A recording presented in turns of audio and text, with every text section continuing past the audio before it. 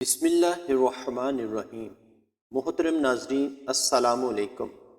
موٹاپا بذات خود ایک بیماری ہے اور بہت سے مسائل بھی پیدا کرتا ہے، جیسے سانس کا پھول جانا، پیدل چلنے سے، بھاگنے سے، سیڑھی چڑھنے سے، جن کا وزن زیادہ ہوتا ہے، یا ایسے لوگ جو کہ بیٹھے رہتے ہیں، یا پھر ایسے لوگ جو کہ سگریٹ نوشی کرتے ہیں، ان کو سیڑھیوں پر چڑھنے کے بعد سانس کی تکلیف ہوتی ہے اور سانس پھولنے لگتا ہے، کیونکہ ایسے لوگوں کے پھیپھڑے یا تو کمزور ہوتے ہیں یا ٹھیک سے کام نہیں کر رہے ہوتے ہیں۔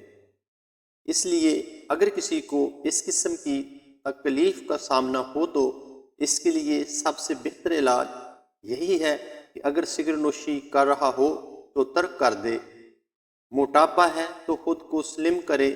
اگر کسی کو سانس پھولنے کی تکلیف ہوتی ہے تو اس کا علاج کشمش کے علاوہ اور کوئی نہیں۔